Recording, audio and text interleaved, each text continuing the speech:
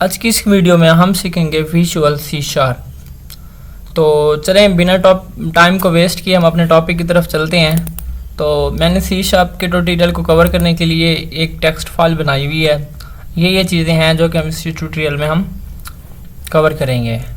तो C sharp के tutorial को स्टार्ट करने से पहले मैं आपको जो विजुअल सी शार्प है इसके थोड़े से स्कोप के बारे में बताना चाहूँगा।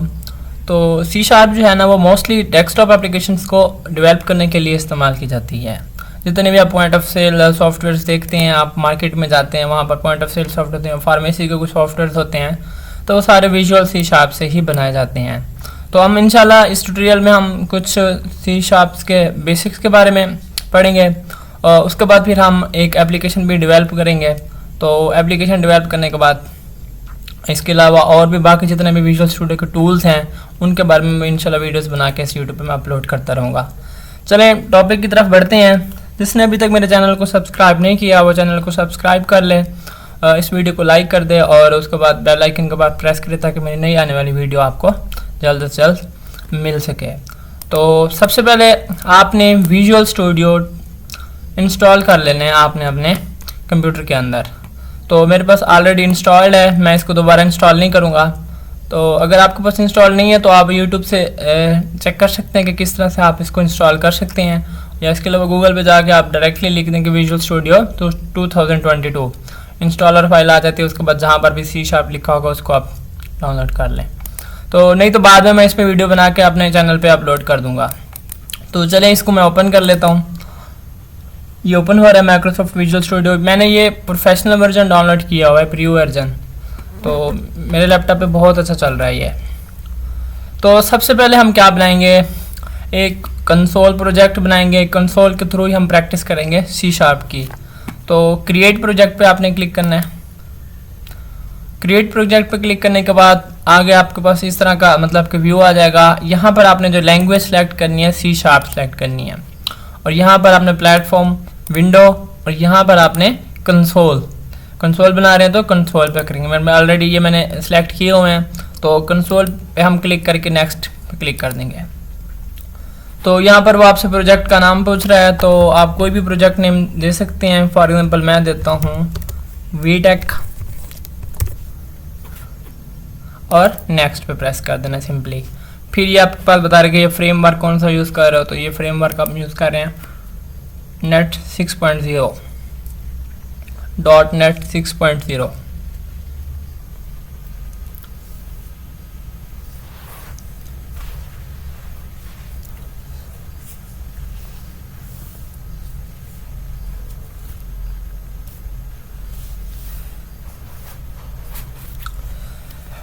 चलें जी, हमारा प्रोजेक्ट जो है वो अब ओपन हो चुका है। यहाँ पर आपको जो हेलो वर्ल्ड का प्रोग्राम है वो पहले से ही लिखा हुआ मिल जाता है। सिंपली अगर आप इसको रन करेंगे तो आपकी स्क्रीन पे हेलो वर्ल्ड लिखा हुआ एज इट इज़ आ जाएगा। इसमें हेलो वर्ल्ड प्रोग्राम को प्रिंट कराना कोई इतनी मुश्किल बात नहीं है, क्योंकि सिंपल ये एक लाइन के प्रोग्राम में ही मतलब कि आप इसको प्रिंट करवा सकते हैं। अब console dot write line dot ये किस लिए इस्तेमाल की जाती है, ये कंसोल डॉट राइट लाइन ये जो मतलब के एक स्ट्रिंग, ये एक स्टेटमेंट है, ये किसी भी अगर आप मतलब के सेंटेंस को या किसी भी चीज़ को प्रिंट करवाना चाह रहे हैं तो इससे आप इसको प्रिंट करवा सकते हैं। तो मैं अब अपनी वो टेक्स्ट फाइल ओपन कर लेता हूँ। इसमें सबसे पहले देखते हैं, सबसे पहले यह है कि प्रिंट कमांड कौन सी होती है विजुअल स्टूडियो में। तो कंसोल डॉट राइट लाइन ये प्रिंट कमांड होती है। अब कोटेशन मार्क के अंदर कुछ भी अगर आप चेंज करेंगे तो वो आपका एज इट इज़ क्या हो जाएगा, प्रिंट हो जाएगा। तो चलो मैं आपको चेक करके दिखाता हूँ। इसी को F5 प्रेस करेंगे तो ये आपका प्रोग्राम जो है वो रन होना स्टार्ट हो जाएगा। F5 पे प्रेस करने के बाद ये अगर F5 से नहीं होता तो फिर आप इधर से डायरेक्ट कर सकते हैं। तो ये प्रोग्राम जो है अब इसकी जो बिल्ड स्टार्ट हो गया है, ये मतलब कि बिल्ड होना स्टार्ट हो गया है। तो अब ये हमारा एग्जीक्यूट हो रहा है। ये हेलो वर्ल्ड आ गया आपके सामने। मैं इसको थोड़ा सा जूम करके दिखा देता हूँ आपको। इसके बाद देखो ये सी शार्प, ये डायरेक्टरी है, इस तरह का कुछ टेक्स्ट ओपन हो रहा है। अगर आप चाहते हैं आपको ये टेक्स्ट ओपन ना हो तो आपने सबसे पहले नीचे आके ना आपने लगा देना है for example console dot read line function है एक, वो पास कर देना है। इस चीज़ के बारे में आपको बताऊंगा कि ये किस लिए हम पास करते हैं। ये एक्चुअली यूज़र से इनपुट लेने के लिए इस्तेमाल किया जाता है। अब F5 पे प्रेस करता हूँ तो दोबारा अब आपका प्रोग्राम जो है दोबारा रन होना शुरू हो जाएगा। तो यहाँ पर देखो बूम, आपका प्रोग्राम ये हेलो वर्ल्ड का क्या हो गया, एग्जीक्यूट हो गया सक्सेसफुली, कांग्रेचुलेशन। तो हम इसमें थोड़ी सी टेक्स्ट को चेंज करते हैं। फॉर एग्जांपल मैं यहाँ पर टेक्स्ट चेंज करता हूँ आई एम वकास। तो अब दोबारा इसको हम रन करते हैं तो यहाँ पर देखो I am Waqas as it is print हो जाएगा। तो कहने का मतलब यही है कि इस कोटेशन मार्क के अंदर कुछ भी अगर आप कोई भी लाइन या कोई भी एक सेंटेंस कुछ भी आप पास करेंगे तो वो एज इट इज़ वैसे का वैसा प्रिंट हो जाएगा। ये तो थी सिंपल हमारे पास प्रिंट कमांड, आप इसको नोट कर लें। तो प्रिंट कमांड के बाद फिर हम नेक्स्ट चलते हैं वेरिएबल्स की तरफ। Let's play with variables. चलिए जी, अब हम देखते हैं वेरिएबल्स इन सी शार्प। तो यहाँ पर मैंने ये वाली लाइन लिखी हुई है, ये आपके पास कमेंट को मतलब कि कमेंट करने के लिए इस्तेमाल की जाती है। इसके कमेंट का पता है आपको, हर लैंग्वेज में जैसे हम कोई भी किसी भी लाइन के ऊपर कमेंट लगाते हैं तो वो वाली लाइन जो है वो कंपाइलर के थ्रू कंपाइल नहीं होती, कंपाइलर उसे जस्ट इग्नोर करता है। और ये बड़े बड़े जो प्रोग्रामर्स हैं वो अपने पीस ऑफ कोड को हेडिंग देने के लिए इस्तेमाल किए जाते हैं, मतलब करते हैं। तो इसलिए मैंने भी यहाँ पर ये कमेंट वाली मतलब के जो कमेंट के सिंबल्स हैं वो मैंने दिए हैं। उसके बाद ये वेरिएबल्स इन सी शार्प, इस लाइन को मैंने कमेंट किया हुआ है। तो चलें जल्दी से हम वेरिएबल्स के बारे में सीखते हैं। तो वेरिएबल्स कैसे मतलब कि डिक्लेयर किए जाते हैं। मैं अब टेक्स्ट फाइल दोबारा ओपन कर लेता हूँ। तो मेरी टेक्स्ट फाइल ये पड़ी है। इसमें देखिए हमारे पास वेरिएबल्स जो होते हैं, सबसे पहले इंटीजर है, फिर कैरेक्टर है, उसके बाद फिर स्ट्रिंग है। तो इसी तरह से जैसे C++ में ये दूसरी टिपिकल लैंग्वेजेस में हम वेरिएबल्स को डिक्लेयर करते हैं, उसी तरह से यहाँ पर भी वेरिएबल्स डिक्लेयर किए जाते हैं। तो अगर हम वेरिएबल की डेटा टाइप इंटीजर को डिस्कस करें तो वही है जैसे C++ में या हम किसी और भी लैंग्वेज में वेरिएबल्स को डिक्लेयर करते हैं, तो सेम वही मेथड है। अब फॉर एग्जांपल मैंने वेरिएबल बनाया जिसका नाम है सैलरी। अब मैं उसमें एक वैल्यू असाइन कर देता हूँ, फॉर एग्जांपल 50,000 बहुत है। तो अब अगर मैं इस सैलरी को प्रिंट करवाना चाहता हूँ तो मेरे पास 50,000 प्रिंट होगा। क्यों? क्योंकि 50,000 जो है मैंने असाइन कर दिया है सैलरी एक वेरिएबल को। और वेरिएबल आपको पता है, वेरिएबल एक स्पेस होती है, एक लोकेशन होती है जहां पर आपका डाटा जो है वो स्टोर होता है। अब अगर मैं इसको प्रिंट करवाना चाहता हूं तो वही प्रिंट कराने वाली कमांड वही है जो कि शुरू में मैंने आपको बताया है कि कंसोल डॉट, अगर आप राइट लाइन लिखते हैं तो आपकी जो है ना वो एज इट इज़ प्रिंट हो जाएगी। अब देखो इसके अंदर मैंने जो वेरिएबल पास किया वो सैलरी। अगर आप इस पर क्लिक करोगे ना तो ये देखो इधर पे ऑटोमेटिकली क्लिक हो गया, ग्रीन हो गया। ये इसका मतलब ये है कि आपका जो ये सैलरी है इसमें जो इस स्पेस के अंदर, इस वेरिएबल के अंदर जो भी डाटा पड़ा है वो आपका एज इट इज प्रिंट हो जाएगा। मैं F5 पे प्रेस करके इसको रन करता हूँ तो आपके पास ये देखो 50,000 एज इट इज प्रिंट होके आ गया। अब ये जो इंटीजर डाटा टाइप है इसमें आप सिर्फ और सिर्फ न्यूमेरिक वैल्यूज ही इसमें मतलब आप स्टोर करवा सकते हैं। इसके अलावा अगर आप कोई और वैल्यू स्टोर करवाएंगे तो वो आपको एरर देगा। फॉर एग्जांपल मैं यहाँ पर एक स्ट्रिंग पास करवा देता हूँ, फॉर एग्जांपल VTech, कुछ और दे देता हूँ। कुछ भी नहीं ले रहा ये कुछ लेगा भी नहीं।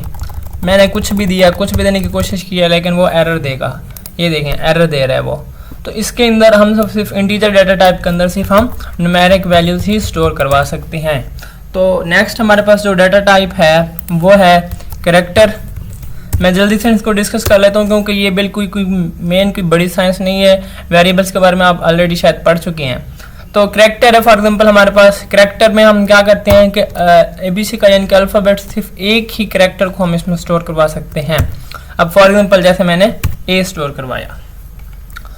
अब मैंने यहाँ वेरिएबल का नाम नहीं लिखा, वेरिएबल का नाम फॉर एग्जांपल मैं दे देता हूँ, कोई भी देता हूँ, B दे देता हूँ वेरिएबल का नाम, फिर यहाँ पर एंड पे सेमीकोलन। तो अब देखो इस B के अंदर मैंने A कैरेक्टर को क्या कर लिया है, स्टोर करवा दिया है। तो इसमें सिर्फ और सिर्फ आप एक ही कैरेक्टर यूज़ कर सकते हैं। एक वर्ड या एक मल्टीपल मतलब कि जैसे कंप्लीट नेम होता है वो आप इसके अंदर स्टोर नहीं करवा सकते कैरेक्टर डाटा टाइप के अंदर। यार ये डाटा टाइप पता नहीं मैं डिस्कस क्यों कर रहा हूँ, ये तो आपको शायद पहले से ही पता होंगी, बस ये मैं ओवरव्यू थोड़ा सा आपको दे रहा हूँ ताकि आपको पता चल जाए कि C# में भी सेम वही मेथड होता है जो कि C++ में या फिर दूसरी लैंग्वेजेस में मेथड होता है डिक्लेयर करने का। तो नेक्स्ट हमारे पास क्या है, हमारे पास स्ट्रिंग है। अब स्ट्रिंग में उसमें क्या डिफरेंस है। फॉर एग्जांपल मैंने एक स्ट्रिंग ली, उसका नाम दिया S ले लिया स्ट्रिंग का नाम एस लिया और उसमें मैं पास कर देता हूँ फॉर एग्जांपल पूरा एक नाम, जैसे कि वीटेक। अब देखो इसमें हम क्या कर सकते हैं, एक कंप्लीट नाम जो है वो कंप्लीट सेंटेंस या एक कंप्लीट वर्ड या एक कंप्लीट नेम जो है हम उसमें स्टोर करवा सकते हैं। जबकि करैक्टर में हम क्या कर सकते हैं, सिर्फ एक ही करैक्टर को ही स्टोर करवा सकते हैं, जबकि स्ट्रिंग में हम पूरी एक स्ट्रिंग यानी कि पूरे एक सेंटेंस को इसमें हम स्टोर करवा सकते हैं। तो चले हम इन जितने भी वेरिएबल्स बनाए हैं हम इनको प्रिंट करवाने की कोशिश करते हैं। तो अब फॉर एग्जांपल ये मैंने सैलरी प्रिंट करवा दिया, इसी लाइन को मैं कॉपी करता हूँ, फिर मैंने पेस्ट किया। तो अब यहाँ पर मैं साथ ही और प्रिंट करवा देता हूँ बी को, क्योंकि बी में हमारे पास क्या पड़ा है, ए पड़ा है। देखो बी खुद ब खुद ग्रीन हो गया। तो नेक्स्ट हम करवाते हैं एस को, स्ट्रिंग को। तो देखो एस में क्या पड़ा है, वीटेक पड़ा है। तो चले हम इसको रन करते हैं, चेक करते हैं। F5 पे प्रेस करके मैंने इसको रन किया। देखो पहले वो अमाउंट आ गई, फिर ए आ गया, फिर वीटेक आ गया। अगर आपको यहाँ से पता चले तो देखें इंट के अंदर हमारे पास ये अमाउंट पड़ी थी, ये अमाउंट एज इट इज़ आ गई। फिर करैक्टर के अंदर हमारे पास एक करैक्टर ए पड़ा था तो वो एज इट इज़ प्रिंट हो गया, और स्ट्रिंग के अंदर वीटेक लिखा था हमने तो वो वीटेक लिखा हुआ आ गया एज इट इज़। ठीक है, तो ये देखिए मैंने इन तीनों को अलग अलग प्रिंट करवाया है, उनके लिए अलग अलग कमांड लाइन दी है। तो आप एक ही कमांड लाइन के थ्रू भी इनको प्रिंट करवा सकते हैं। अब वो कैसे करवा सकते हैं, वो आपके लिए, उसके लिए आपको एक कनकैटिनेशन ऑपरेटर इस्तेमाल करना पड़ेगा, जिसके थ्रू आप इनको क्या कर सकते हैं, प्रिंट करवा सकते हैं। अब फॉर एग्जांपल देखें सैलरी है। अब सैलरी के बाद मैं क्या देना चाहता हूँ, थोड़ी सी स्पेस देना चाहता हूँ। ये है प्लस। प्लस का मतलब ये है कि ये कंपाइलर को बताएगा ही कॉन्कैटिनेशन के तौर पर कि इसके साथ, सैलरी के साथ ये चीज़ आपने प्रिंट करवानी है। फॉर एग्जांपल मैं अगर दरमियान में स्पेस देना चाहता हूँ तो सिंपल कोटेशन मार्क के अंदर स्पेस में प्रेस कर दूंगा। ठीक है, अब उसी के साथ स्पेस के बाद फिर मैं क्या प्रिंट करवाना चाहता हूँ, फॉर एग्जांपल मैं बी वेरिएबल प्रिंट करना चाहता हूँ। ठीक है, फिर बी के बाद फिर मैंने स्पेस प्रिंट करवाने प्लस दूंगा। मतलब जितनी चीज़ें साथ आपने प्रिंट करवानी है तो आप प्लस प्लस जो प्लस का जो आपके पास वो ऑपरेटर होता है, कनकैटिनेशन ऑपरेटर, वो यहाँ पर आप लगाते जाएं, वो आपके पास उधर डिस्प्ले के ऊपर मतलब को वो चीज़ वैसे एज इट इज़ प्रिंट होती जाएगी। अब उसके साथ मैंने फॉर एग्जांपल एस प्रिंट करवा दिया। आप चेक करते हैं इसको F5 प्रेस करके, तो अब देखें एक लाइन में वो सारा कुछ आ गया हमारे पास। ठीक है, एज इट इज़। तो ये था सिंपल वेरिएबल्स के थ्रू हम मतलब कि कैसे डाटा को प्रिंट करवा सकते हैं। चलें अब हम यूज़र से इनपुट लेंगे कि C# के अंदर हम यूज़र से इनपुट किस तरह से ले सकते हैं। ऐसी कौन सी कमांड है जिसके थ्रू हम C# में हम यूज़र से इनपुट ले सकते हैं। जैसे C++ में cin यूज़ होता है और cout मतलब कि उसको डिस्प्ले करवाने के लिए इस्तेमाल किया जाता है कीवर्ड। तो यहाँ पर जो C# है उसमें हम किस तरह से यूज़र से इनपुट ले सकते हैं। सबसे पहले तो आपने फॉर एग्जांपल एक मैसेज प्रिंट करवाना है यूज़र को कि आपने क्या करना भी, आपने सिंपल console.writeline के थ्रू और कोटेशन मार्क के थ्रू आप उसे कहते हैं for example please enter data. उसे क्या देते हैं, कुछ भी कह सकते हैं आप, इस कोटेशन मार्क के अंदर कुछ भी अपनी तरफ से आप लगा के ऐड कर सकते हैं। तो ये हमने लाइन प्रिंट करवा दिया एज इट इज़ इसके ऊपर। तो अब हम क्या उससे डाटा ले रहे हैं, तो डाटा हमने फॉर एग्जांपल हमने 3 वेरिएबल्स डिक्लेयर किए हुए यहाँ पर, एक इंटीजर का, सैलरी का, फिर कैरेक्टर बी का। तो इन्हीं के अंदर हम क्या लेते हैं, वैल्यूज़ को लेते हैं। तो ये मैंने उसको प्रिंट करवाने के लिए लाइन पहले की पहले वैसे की वैसी रखी हुई है ताकि मुझे दोबारा ये टाइप ना करनी पड़े। तो आपने क्या करना है, यहाँ पर सबसे पहले आप सैलरी में ले रहे हैं तो आपने यहाँ पर सैलरी ही लिख देना है। अब देखो यहाँ पर एक चीज़ मैं आपको बताना चाहता हूँ कि ये जो इंटीजर है, इंटीजर, इसमें सिर्फ इंटीजर वैल्यू ही स्टोर हो सकती है, इसके अंदर स्ट्रिंग स्टोर नहीं हो सकती। इस चीज़ का आप सबको पता है। तो यहाँ पर जो हम एक लाइन कमांड इस्तेमाल करेंगे, मैं पहले लिख लेता हूँ उसके बाद आपको समझाता हूँ। For example convert .to int 32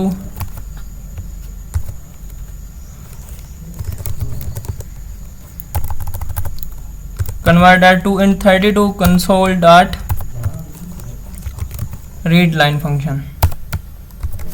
अब ये देखें, अब यहाँ पर मैं इस सैलरी के अंदर यूज़र से इनपुट ले रहा हूँ। देखो console dot read line function. अब इसके थ्रू क्या होगा, हम यूज़र से इनपुट लेंगे। अब वो जो इनपुट इस फंक्शन में आएगी, अब वो एक स्ट्रिंग होगी, क्योंकि कंसोल डॉट रीड लाइन क्या है, एक स्ट्रिंग है। तो अब स्ट्रिंग को हमने इंटीजर के अंदर कन्वर्ट करना है, तो इसलिए कन्वर्ट $2 मैंने लगाया कि वो जो भी अमाउंट या जो भी चीज़ वो पुट करेगा तो वो पहले इंटीजर में कन्वर्ट होगी और उसके बाद कहाँ चली जाएगी, वो सैलरी में चली जाएगी। ये सिर्फ और सिर्फ इंटीजर के लिए, क्योंकि अगर हम इंटीजर में वैल्यू स्टोर करवा रहे हैं तो हमें उससे पहले इंटीजर में कन्वर्ट करना ही पड़ेगा। तो नेक्स्ट अब हम किस में लेते हैं, 4 में। तो इसमें लेने के लिए हमें क्या करना पड़ेगा, फॉर एग्जांपल मैंने s लिखा, तो s में लिखने के बाद फिर मैं कंसोल, फॉर एग्जांपल ये console dot read line function. अब यहाँ पर देखो, यहाँ पर मैंने कोई कन्वर्ट उसको नहीं किया क्योंकि स्ट्रिंग जो है वो ऑलरेडी क्या है, हमारे पास एक स्ट्रिंग डेटा टाइप है और जो रीड लाइन है वो भी एक स्ट्रिंग को ही एक्सेप्ट करती है। तो इस तरह से मतलब कि हम क्या कर सकते हैं, इस तरह से हम एक यूज़र से इनपुट ले सकते हैं। अगर इंटीजर में आप इनपुट ले रहे हैं तो आपको कन्वर्टर 232 लगाना है। अगर आप सिंपल स्ट्रिंग के अंदर इनपुट लेना चाह रहे हैं तो आपको simply console dot read line ही एज इट इज़ लिखना है। पहले प्रिंट करवाता हूँ सैलरी को और उसके बाद s को। अब यहाँ पर s क्या है, हमारे पास स्ट्रिंग है। अगर यहाँ कैपिटल दिया तो यहाँ भी हमें कैपिटल ही देना पड़ेगा। तो नेक्स्ट उसके बाद बाकी ये जो b है इसको मैंने स्किप करवा दिया है, तो इसको हम छोड़ देते हैं, यहाँ से निकाल लेते हैं। अब नेक्स्ट देखो, अब इस तरह से फॉर एग्जांपल हम इसको प्रिंट करवाते हैं F5 प्रेस करके। अब कह रहा है प्लीज एंटर डाटा। पहले हमने क्या किया था, इंटीजर लिया था तो इंटीजर वैल्यू हमने पुट करनी है और उसके बाद फिर हमने नेम पुट करना है, फॉर एग्जांपल VTech। आप कुछ भी यहाँ लिख सकते हैं। तो ये देखें वो आपके पास प्रिंट हो गया। यहाँ पर आप क्या करें, यहाँ पर एक लिख देंगे you have input following data. यहाँ पर आप एज इट इज़ एक कमांड प्रिंट करवा दें, यू आर इनपुट लिख दें। आप अपनी तरफ से इसको मतलब कि जिस तरह से भी करना चाहे आप इसको कमांड दे सकते हैं, you are input data. For example मैंने यहाँ इनपुट डाटा F5 प्रेस करके दोबारा इसको रन करते हैं। तो सबसे पहले प्लीज़ एंटर डाटा। मैंने डाटा पुट किया, पहले मैंने इंटीजर वैल्यू, फिर मैंने नेम पुट किया। आप देखो यूर इनपुट डाटा, मैंने ये चीज़ इनपुट की, वो एज इट इज़ लाइन में प्रिंट होके आ गया है आपके सामने। अब हम देखेंगे कंडीशनल स्टेटमेंट्स। सी शार्प के अंदर कंडीशनल स्टेटमेंट्स वही हैं जो कि मोस्टली सी शार्प में या किसी भी मतलब के लैंग्वेज में जो कंडीशनल स्टेटमेंट्स यूज होते हैं, इफ़ एल्स। तो इफ़ एल्स ये जो होती है कंडीशनल स्टेटमेंट होती है, ये किसी भी मतलब के एक फ्लो को रोकने के लिए इस्तेमाल की जाती है। ठीक है, अब फ्लो का मतलब रोकने का मतलब ये कि कंडीशन के मुताबिक अगर आप अपने पीस ऑफ कोड को एग्जीक्यूट करवाना चाहते हैं तो तब आपको वहाँ पर एक कंडीशन लगानी पड़ेगी। अब मैं इफ एल्स स्टेटमेंट्स लगा के एक छोटा सा मिनी सा कैलकुलेटर बनाऊंगा और उसमें आपको सारा कुछ क्लियर हो जाएगा।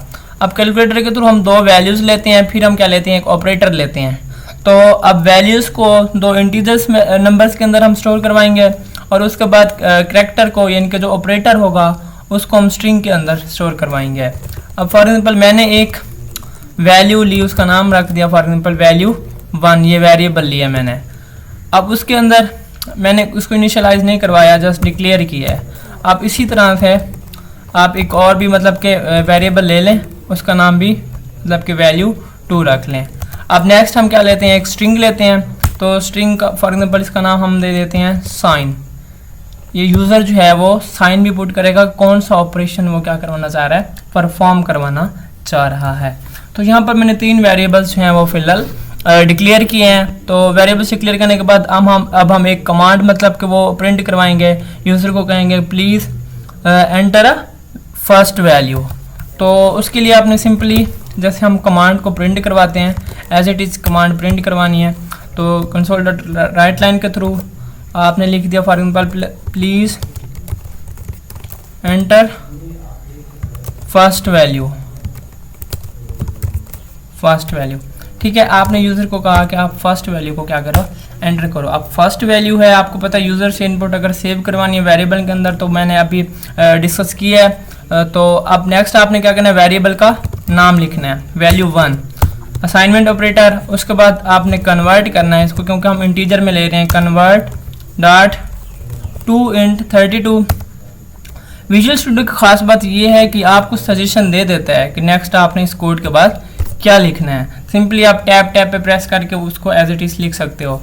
लेकिन मैं यहाँ नहीं कर रहा टैब पे प्रेस, क्योंकि मैं आपको साथ साथ बताना चाहता हूँ। तो इसलिए आप क्या करना है, आपने यहाँ पर आपने कंसोल डॉट रीड लाइन का फंक्शन लगा देना है। ये देखो कंसोल डॉट रीड लाइन। अब देखो इससे क्या होगा कि हमारी जो फर्स्ट वैल्यू है उसके अंदर हम डाटा को स्टोर कर सकते हैं। अब इन्हीं दो लाइनों को मैं क्या करूँगा, कॉपी करूँगा। तो फॉर एग्जांपल पहले मैंने क्या किया, यहाँ पर इस लाइन को कॉपी किया, कंट्रोल सी और कंट्रोल वी पे प्रेस करना है आपने। फिर सेम एज इट इज़ इसको भी आपने कॉपी कर लेना है, कंट्रोल सी, ताकि हमारा टाइम जो है वो ज़्यादा वेस्ट ना हो। अब यहाँ पर आपने फर्स्ट वैल्यू कहा था, तो आप क्या करें, इसे कहें यूज़र को कहें कि सेकंड वैल्यू को वो एंटर करें, प्लीज़ एंटर सेकंड वैल्यू। अब सेकंड वैल्यू भी आपने ले ली, फर्स्ट वैल्यू भी ले ली। अब फर्स्ट वैल्यू को आपने फर्स्ट वैल्यू में स्टोर करवाया, दूसरी वैल्यू को हम कहाँ स्टोर करवाएंगे, वेरिएबल वैल्यू 2 के अंदर। ठीक है, अब नेक्स्ट हमने क्या लेना है, उससे ऑपरेटर लेना है।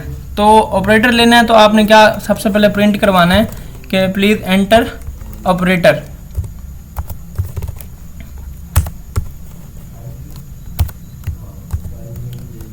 तो मैं यहाँ पर लिख देता हूँ, फॉर एग्जाम्पल मैंने कहा एंटर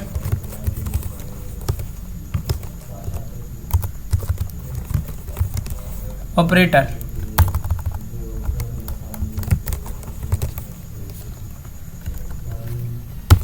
एंटर ऑपरेटर। अब वो ऑपरेटर एंटर करेगा। अब ऑपरेटर को भी हमने कहाँ करवाना है, सेव करवाना है अपने साइन के अंदर। आप देखो हमारे विजुअल स्टूडेंट ने खुद ब खुद आपको हिंट दे दिया है कि आपने कैसे उसको सेव करवाना। मैं सिंपली टैब पे प्रेस करूंगा तो वो वाली लाइन एज इट इज आ जाएगी। तो वो ऑपरेटर हमारा किसके अंदर, साइन के अंदर। साइन एक जो हमने स्ट्रिंग डिक्लेयर किया उसके अंदर वो वाला ऑपरेटर हमारा स्टोर हो जाएगा। तो नेक्स्ट, अब यहाँ तक तो हमने क्या लिया,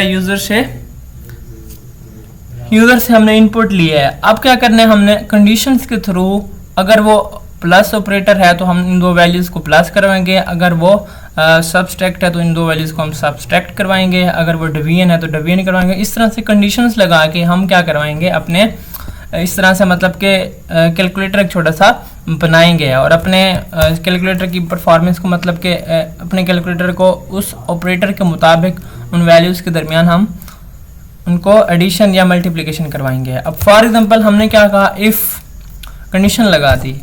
आपको पता है इफ एल्स का जो सिंटैक्स है वही है टिपिकल सिंटैक्स जो कि आप बाकी लैंग्वेजेस में भी सीखते हैं। तो सेम यहाँ पर भी कोई डिफरेंस नहीं है, सेम एज इट इज़ ही है। तो मैं अब जब यहाँ पर करूँगा प्रोग्राम तो आपको शायद क्लियर भी हो जाएगा। अगर हमारे पास साइन जो है वो बराबर है किसके, हम कह देते हैं फॉर एग्जांपल प्लस के। ठीक है, अगर साइन किसके बराबर है, प्लस के, तो फिर क्या करना चाहिए, अब एक और हम वेरिएबल बनाएंगे जिसका नाम क्या होगा, रिजल्ट, जिसमें ताकि हम दो वैल्यूज़ को आपस में ऐड करके फिर उनको प्रिंट करवाएं उसके अंदर। अब फॉर एग्जांपल मैंने यहाँ पर एक मतलब इंटीजर के साथ एक रिजल्ट के नाम से मैंने एक वेरिएबल बनाया और उसको मैं इनिशियलाइज भी करवा दूंगा 0 से, क्योंकि यहाँ पर दो वैल्यूज़ जो हैं उनके दरमियान ऑपरेशन होगा और उन वैल्यूज़ में स्टोर होना रिजल्ट के अंदर, तो उसके अंदर कोई गार्बेज वैल्यू ना है, इसलिए मैंने उसको 0 से इनिशियलाइज भी करवा दिया। फिलहाल रिजल्ट में 0 वैल्यू ही पड़ी है। तो अब रिजल्ट, अगर तो ऑपरेटर जो है साइन जो है वो किसके बराबर है, प्लस के, तो क्या करना चाहिए, जो वैल्यू 1 है उसको क्या करना चाहिए, ऐड हो जाना चाहिए किसके साथ, वैल्यू 2 के, वैल्यू 2 के साथ। तो देखें इस तरह से, मैंने यहाँ स्पेलिंग थोड़े से गलत लिख दिए थे। देखो result is equal to value 1 plus value 2। इस तरह से इन दोनों का मतलब कि रिजल्ट जो है वो किसके अंदर स्टोर हो जाएगा, रिजल्ट के अंदर। तो वैल्यू 1 और वैल्यू 2 आपस में यहाँ पर क्या हो रही हैं, ऐड। कब, अगर साइन जो हमने पुट किया है वो प्लस के बराबर है तो। ठीक है, तो अब अगर हमने उनको ऐड करवाया तो उनको हमने प्रिंट भी तो करवाना है। तो प्रिंट करवाने के लिए हम क्या करेंगे, कंसोल डॉट राइट लाइन। अब क्या चाहते हैं हम के साथ, वैल्यू 1 भी प्रिंट हो, वैल्यू 2 भी प्रिंट हो और उसके दरमियान में ऑपरेटर भी प्रिंट हो और इक्वल ऑपरेटर भी प्रिंट हो। तो इस तरह से मतलब कि हम अपने जो डिस्प्ले लाइन है, मतलब कि जो रिजल्ट है, हम इस तरह से उसको प्रिंट करवाना चाहते हैं। तो फॉर एग्जाम्पल पहले हमने वैल्यू 1 प्रिंट करवानी है, ठीक है, और उसके साथ क्या प्रिंट करवानी है हमने, दरमियान में थोड़ी सी स्पेस होनी चाहिए। तो स्पेस आपको पता है, मैंने आपको पहले ही बता दिया था, स्पेस सिंपली कोटेशन मार्क के अंदर आप स्पेस पुट कर दें। नेक्स्ट फिर कॉन्कैटिनेशन ऑपरेटर आपने एंटर करना है। उसके बाद फिर आप साइन को प्रिंट करवाना चाह रहे हैं दरमियान में, तो आप सिंपली साइन पे क्लिक कर मतलब वेरिएबल को यहाँ पर कॉल कर लेंगे। उसके बाद नेक्स्ट हम इसके दरमियान में फिर स्पेस को प्रिंट करवाना चाहते हैं, तो सिंपली कोटेशन मार्क देके उसके अंदर स्पेस प्रेस कर देंगे। तो नेक्स्ट अब हमने वैल्यू 2 को प्रिंट करवाना है। आपको अभी इस चीज़ की समझ नहीं आ रही, तो जब आप इसको एग्जीक्यूशन के दौरान देखेंगे तो तब आपको शायद समझ आ जाएगा कि किस तरह से मतलब मैं अपना आउटपुट को सेट कर रहा हूँ।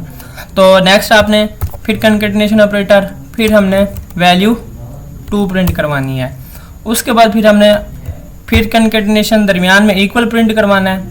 तो अगर स्पेस दे के करवाना है तो वो आप करवा सकते हैं, मैं स्पेस नहीं देना चाहता तो सिंपली मैं इक्वल ऑपरेटर प्रिंट करवा दूंगा, ठीक है। और उसके बाद फिर हमने अपने रिज़ल्ट को प्रिंट करवाना है। तो इस तरह से मतलब कि मैं अपने रिज़ल्ट को प्रिंट करवा सकता हूँ ताकि मेरा रिज़ल्ट जो है ना वो एक प्रोफेशनल की तरह ही नज़र आए। वैल्यू 1 भी हमारे साथ मतलब कि उधर एज इट इज़ प्रिंट हो, वैल्यू 2 भी और उसके दरमियान में साइन में प्रिंट हो जो हमने पुट की है, और रिज़ल्ट जो है ना वो भी उसके साथ प्रिंट होना चाहिए। अब क्या करना है, आपने सिंपली इसी लाइन को क्या करना है, कॉपी करना है। कॉपी करने के बाद इसमें जस्ट हम चेंजेस करेंगे माइनस के हिसाब से, ठीक है। अब माइनस यहाँ पर हमने क्या करना है, माइनस। अब एक चीज़ और मैं बताना चाहता हूँ कि इफ़ के बाद आप एक और इफ़ नहीं लगा सकते। वैसे लगाएंगे तो ठीक है, लेकिन जो प्रोफेशनल लोग होते हैं वो नहीं लगाते होते। तो इफ़ के बाद हम क्या लगाएंगे, एल्स इफ लगाएंगे। तो इफ़ से पहले आपने क्या लिखना है, एल्स इफ और स्पेस प्रेस कर देनी है, ठीक है। अब नेक्स्ट यहाँ पर आपने क्या करवाया, अगर हमारे पास साइन माइनस के बराबर है तो ऑपरेशन भी हम माइनस ही करवाएंगे। तो इसी तरह से फिर इसी एल्स इफ वाले को हम क्या कर लेते हैं, कॉपी कर लेते हैं, कंट्रोल सी एंटर दबा के यहाँ पर हम पेस्ट कर देंगे। तो अगर हमारे पास साइन जो है वो डिवीजन के बराबर है तो इन वैल्यूज़ के दरमियान क्या हो जानी चाहिए, डिवीजन ऑपरेशन मतलब होना चाहिए इनके दरमियान। तो नेक्स्ट हमारे पास क्या है, हमारे पास मतलब मल्टीप्लिकेशन है। मल्टीप्लिकेशन के लिए अगर साइन हमारे पास स्टेरिक के बराबर है तो इन दो वैल्यूज़ को आपस में क्या हो जाना चाहिए, मल्टीप्लाई हो जाना चाहिए। तो यहाँ पर भी हम स्टेरिक दे देंगे। तो इस तरह से क्या किया आपने, 4 ऑपरेशन मतलब कुछ सिंपल कैलकुलेटर में 4 ऑपरेटर जो हैं वो हमने लगा लिए हैं और उनकी कोडिंग भी हमने लिख ली है। तो इस हिसाब से आपकी जो वैल्यूज़ हैं वो कंडीशन के मुताबिक क्या होंगे, एग्जीक्यूट होंगी। तो अगर इसके अलावा एक हम क्या करते हैं, अगर वो इन ऑपरेटर के अलावा कोई और वैल्यू प्रिंट करवाता है तो हमने क्या करना है, सिंपली एक एल्स केस डाल देना है। तो एल्स में हमने क्या प्रिंट करवा देना है, please enter valid operator. Console यहाँ पर आप कुछ भी मतलब कि उसको एक टेक्स्ट इनके कमांड शो करवा सकते हैं। तो फॉर एग्जांपल मैंने क्या करवाया, please enter a valid operator.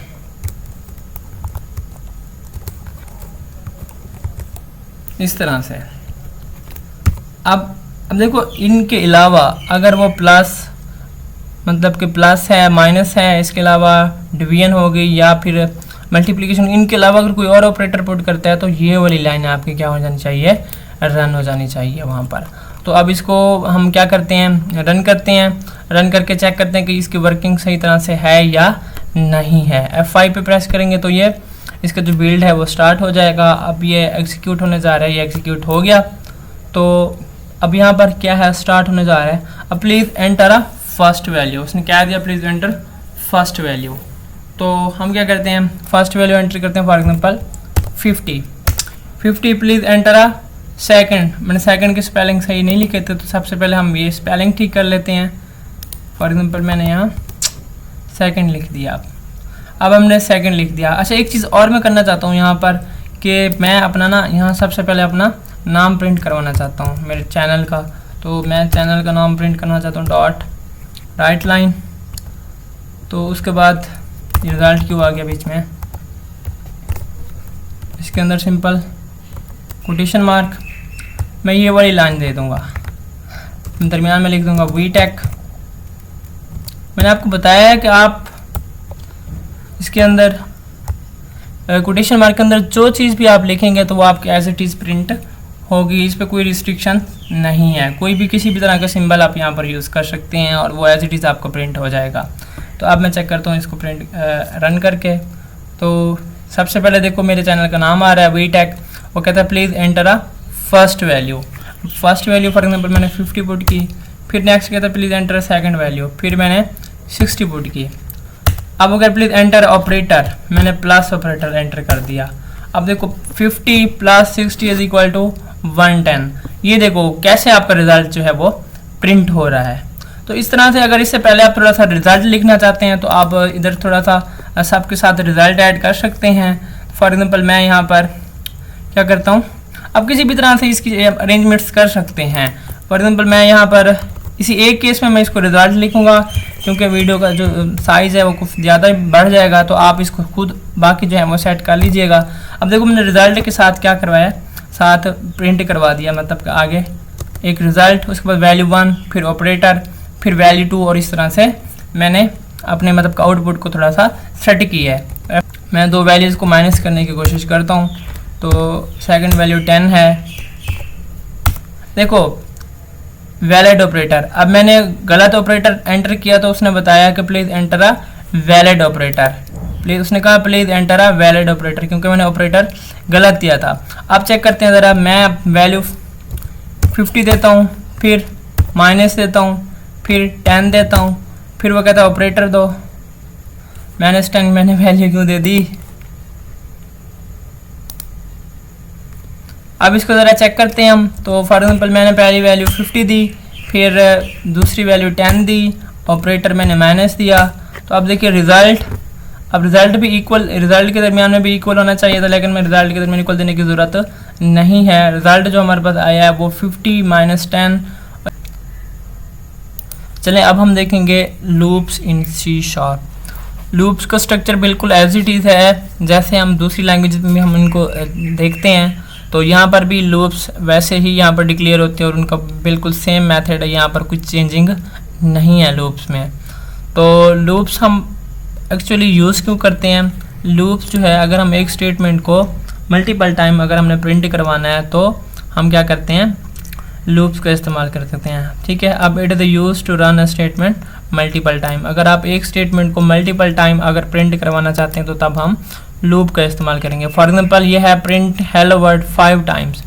अगर आपने हेलो वर्ड को 5 दफ़ा प्रिंट करवाना है तो इस तरह से आप लूप्स के स्ट्रक्चर के थ्रू उसको प्रिंट करवा सकते हैं। ठीक है, वो कहता है अगर विदाउट लूप अगर आपने उसको प्रिंट करवाना है तो फिर आपको 5 लाइन्स लिखनी पड़ेंगी इस तरह से। अब 5 लाइन लिखने से बेहतर है कि बंदा इतना छोटा सा कोड लिख दे, उसके बाद फिर आपकी वो एज इट इज़ प्रिंट हो सकती है। अब वो कहता है अगर आपने एक हेलो वर्ड को 100 टाइम प्रिंट करवाना है तो क्या आप 100 मतलब कि लाइंस लिखेंगे, बिल्कुल ऐसा पॉसिबल नहीं है, बिल्कुल आपका टाइम जो है वो बहुत ज़्यादा वेस्ट होगा। तो आप सिंपली क्या करेंगे, जस्ट लूप के अंदर कंडीशन चेंज करेंगे, आपकी वही लाइन जो है वही स्टेटमेंट जो है वो 100 टाइम एग्जीक्यूट होगी। तो लूप्स एक्चुअली एक स्टेटमेंट को मल्टीपल टाइम्स एग्जीक्यूट करवाने के लिए, रन करवाने के लिए इस्तेमाल की जाती है। अब फॉर एग्जांपल मैंने एक लूप लगाया और हेलो वर्ड को मैं 5 दफ़ा प्रिंट करवाना चाहता हूँ। ये है फॉर लूप। तो फॉर लूप से स्टार्ट करते हैं क्योंकि फॉर लूप सबसे ज़्यादा इस्तेमाल होता है इसके अंदर। हर लैंग्वेज के अंदर फॉर लूप सबसे ज़्यादा इस्तेमाल किया जाता है। अब आपको पता फॉर लूप को एक हेल्पिंग वेरिएबल की ज़रूरत होती है, तो मैं उसके लिए एक वेरिएबल ले लेता हूँ i और उसको इनिशियलाइज करवा देता हूँ 0 से। ठीक है, अब ये है हमारी इनिशियल कंडीशन कि लूप जो है यहाँ से स्टार्ट होगा।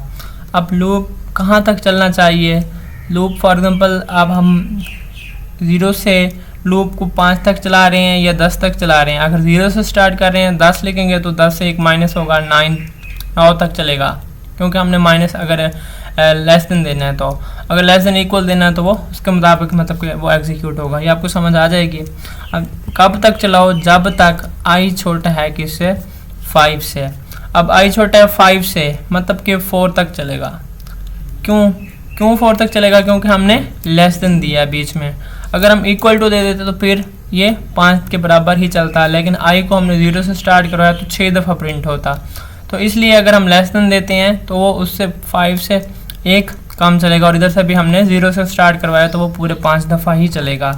अब कौन सा पैटर्न होना चाहिए आई के बढ़ने का, तो आई प्लस प्लस। प्लस प्लस का मतलब है कि एक एक दफ़ा आई में इजाफा करते जाओ। जैसे एक दफ़ा लाइन एग्जीक्यूट हो जाए तो फिर आई में एक दफ़ा इजाफा कर दो। अब देखो नेक्स्ट हम सिंपली कंसोल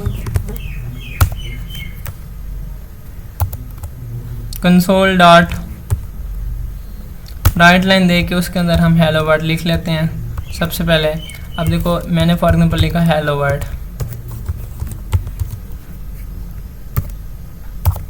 ये है हेलो वर्ड। अब नेक्स्ट देखो हेलो वर्ड, इस हेलो वर्ड को यानी कि ये हमारे पास एक स्टेटमेंट है। अब इस एक स्टेटमेंट को हम कितने दफ़ा एग्जीक्यूट करना चाहते हैं, 5 दफ़ा।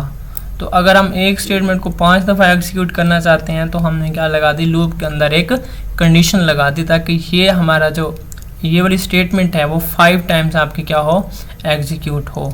तो F5 प्रेस करके चेक करते हैं कि ये हेलो वर्ड 5 दफ़ा लिखा हुआ आता है या नहीं आता। इसको ऑफ कोर्स आना चाहिए। तो यहाँ पर मैंने लूप स्टार्ट किया, देखो 5 दफ़ा आ गया। फिर अगर आप लूप के बगैर इसको करना चाहते हैं, आप चाहते हैं लूप के बगैर भी हम इसको 5 दफ़ा प्रिंट करवा सकते हैं, बिल्कुल करवा सकते हैं। अब उसके लिए आपको ये वाली लाइन्स है ना वो 5 दफ़ा लिखनी पड़ेगी। फॉर एग्जांपल मैं इस पूरे को क्या करता हूँ, कमेंट करता हूँ। मैंने इसको पूरे को कमेंट कर दिया।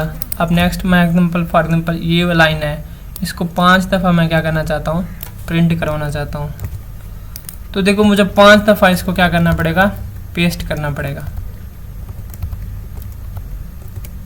अब देखो ये वाला मेथड ज़्यादा अच्छा है या वो वाला मेथड ज़्यादा अच्छा है।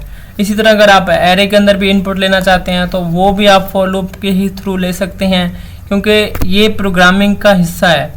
बड़े बड़े प्रोग्रामर्स हैं, जितने भी अगर आपने प्रोग्रामिंग सीखनी है तो आप अपने कोड को क्या रखना है, आपने ऑप्टिमाइज रखना है। ये नहीं है कि इस तरह से, ये तो बिल्कुल डेड लॉजिक होती है कि एक लाइन को अगर आप 5 दफ़ा प्रिंट करवाना चाहते हैं तो उसी लाइन को 5 दफ़ा लिखता हो। तो इस तरह से अगर आपको कहा जाए कि आप एक लाइन को 1000 दफ़ा प्रिंट करवाओ तो फिर आप क्या करोगे, आप एक लाइन को 1000 दफ़ा लिखोगे, 1000 दफ़ा पेस्ट करते जाओगे? नहीं, सिंपली हमने क्या करना है, लूप के अंदर सिर्फ उसकी कंडीशन चेंज कर देंगे। चलो आप पहले इसको चेक कर लेते हैं। तो ये भी हमारा 5 टाइम ही लाइन प्रिंट होगी, लेकिन उसमें डिफरेंस क्या है वो आपके सामने है बिल्कुल। ठीक है, आप देखें ये 5 दफ़ा प्रिंट हो गया। उसमें कोई डिफरेंस नहीं है, सिर्फ लूप्स ये है कि एक स्टेटमेंट को मल्टीपल टाइम अगर हमने प्रिंट करवाना है तो वो हम इसके थ्रू, इस स्टेटमेंट के थ्रू, इस फॉर लूप के थ्रू हम उसको प्रिंट करवा सकते हैं। अब मैं फॉर एग्जांपल अगर आपको कहता हूँ, आप चाहते हो यार नहीं लूप ज़्यादा मुश्किल है, उसको समझना ही नहीं चाहिए, मैं ऐसे ही 5 दफ़ा या 10 दफ़ा उसको मतलब को प्रिंट करवा सकता हूँ, उस कोड को दोबारा मैं लिख लूँगा। तो यार अगर आप, मैं बता रहा हूँ आपको, अगर मैं आपको टास्क देता हूँ कि यार आप 1000 दफ़ा इस लाइन को प्रिंट करवा के दो, तो आपको भी टाइम लग जाएगा 1000 दफ़ा इस लाइन को लिखने के लिए। अब फॉर एग्जांपल मैं चाहता हूँ कि मैं इसको ना 100 टाइम मतलब इसको मैं प्रिंट करवाऊँ, तो मैं इसको अब 100 टाइम इसको कॉपी करके पेस्ट करूँगा? नहीं, बिल्कुल नहीं।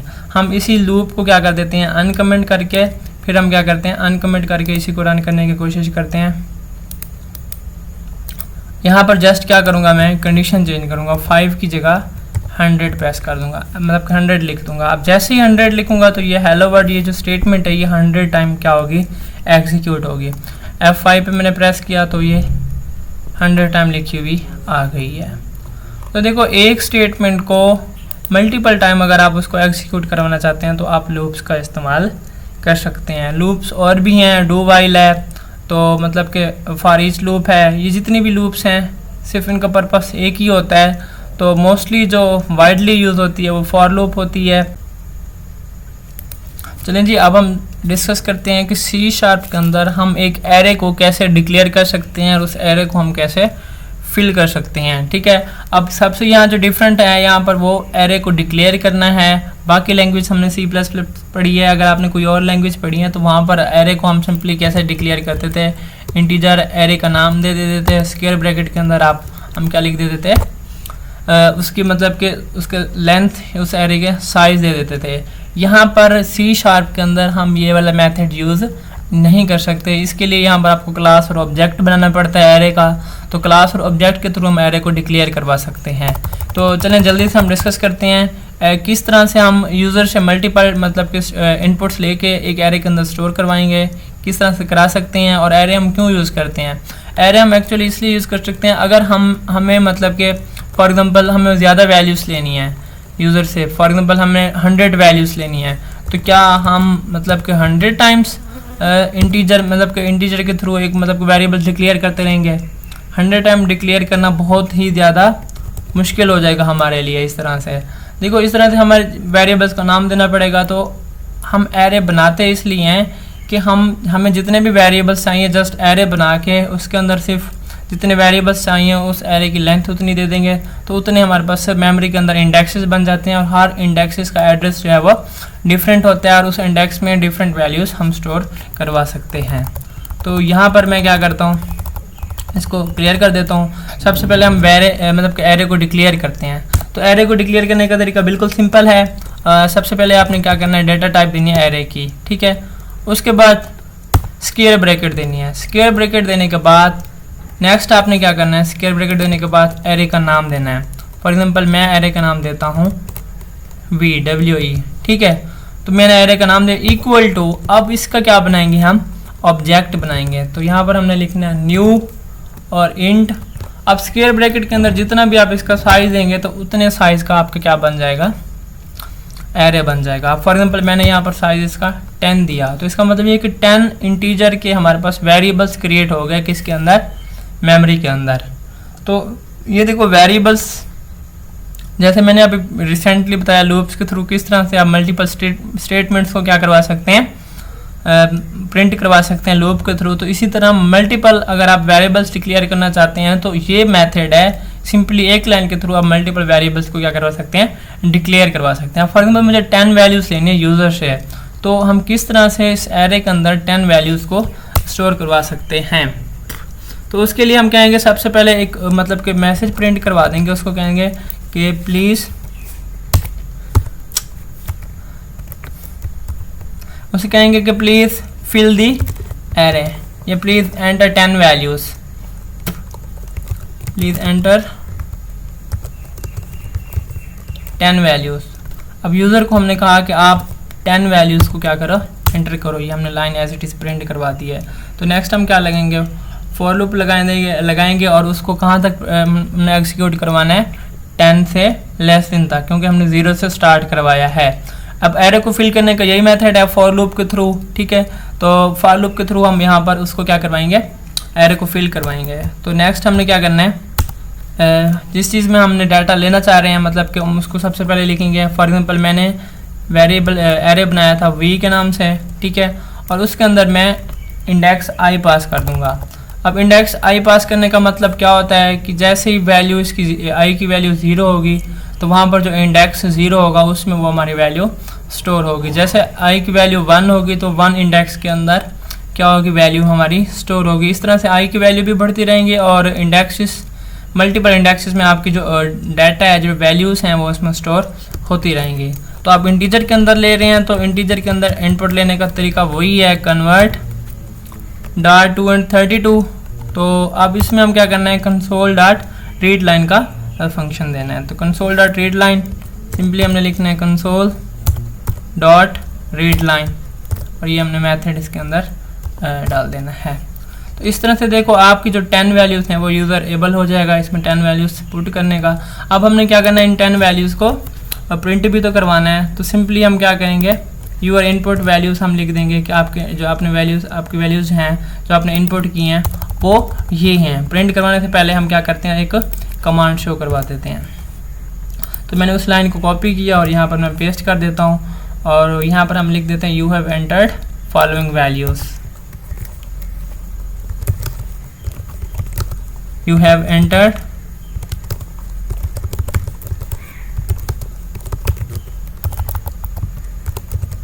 फॉलोइंग वैल्यूज़, ठीक है। ये हमने एक मैसेज प्रिंट करवा दिया, हमने उसे बता दिया कि आपने ये वाली वैल्यूज़ क्या की हैं, एंटर की है। अब एरे के अंदर जो वैल्यूज़ पड़ी हैं उसको प्रिंट कैसे करवाना है, तो प्रिंट करवाने का तरीका वही है, फॉर लूप ही लगाएंगे हम। तो जैसे फॉर लूप के थ्रू हमने उसमें वैल्यूज़ ली हैं तो वैसे फॉर लूप के थ्रू हम क्या करेंगे, वैल्यूज़ को प्रिंट भी करवाएंगे। पहले हमने इनपुट कमांड दी थी तो फिर हम अब प्रिंट कमांड देंगे। तो अब क्या करना है, हमने कंसोल डॉट राइट लाइन। अब राइट लाइन का मतलब ये कि वो हर दफ़ा नई लाइन में वैल्यू को लिखता रहेगा, राइट लाइन। तो नेक्स्ट उसके बाद हमने अपने एरे का नाम यहाँ पर लिख देना है, हमारे एरे का नाम क्या था, वी, और उस स्क्वायर ब्रैकेट के अंदर हम क्या लिख देंगे, आई लिख देंगे। अब आई लिखने का मतलब क्या था कि जब आई की वैल्यू 0 होगी फॉर लूप में, तो तब वो 0 इंडेक्स में जो चीज़ पड़ी होगी उसको वो प्रिंट करवा देगा। ठीक है, ऐसे ऐसे जैसे आई की वैल्यू बढ़ती रहेगी तो वैसे वैसे साथ साथ वो उसकी वैल्यू को क्या करवाता रहेगा, प्रिंट करवाता रहेगा। मैंने आपको बताया है कि लूप का मकसद क्या होता है कि एक स्टेटमेंट को आप किस तरह से मल्टीपल टाइम प्रिंट करवा सकते हैं या एग्जीक्यूट करवा सकते हैं। तो चले हम इसको रन करते हैं, चेक करते हैं कि हमारा ये किस तरह से काम कर रहा है। अब प्लीज़ एंटर 10 वैल्यूज़। 10 वैल्यूज़ हमने क्या करनी है, एंटर करनी है। ये मैं 10 values as a dummy data दे देता हूँ। ये मैंने वैल्यूज़ दे दी हैं। देखो you have entered following values, और वही वाली वैल्यूज़ क्या हो गई हैं, एज इट इज़ प्रिंट हो गई है। अगर मैं चाहता हूँ कि ये वाली वैल्यूज़ ना मेरी रो में प्रिंट हों, तो रो में प्रिंट करवाने के लिए आपने क्या करना है, सिंपली ये लाइन हटा देना है, राइट लाइन, सिंपली राइट लिख देना है। और इसके अलावा आप चाहते हैं कि उसके साथ कॉमा भी आपका प्रिंट हो साथ साथ, तो अगर आप कॉमा को भी प्रिंट करवाना चाहते हैं तो आप सिंपल कोटेशन कंकैटिनेशन ऑपरेटर दे के कोटेशन मार्क में आप कॉमा लिखेंगे, फिर स्पेस दे देंगे। तो इस तरह से हर वैल्यू के बाद आपका कॉमा भी आता जाएगा और वो एक रो में प्रिंट होगी वैल्यू आपकी। F5 पे मैंने प्रेस किया, ये 10 वैल्यूज़,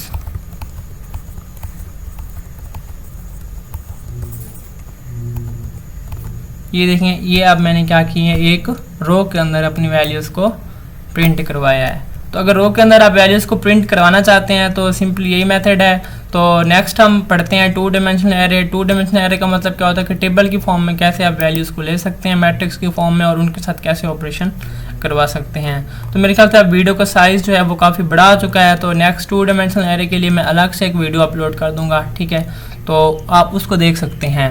मैं प्लेलिस्ट बना लेता हूँ C# की, उसके अंदर जितने भी C# से रिलेटेड ट्यूटोरियल्स होंगे मैं सारे उसके अंदर ऐड करता रहूँगा।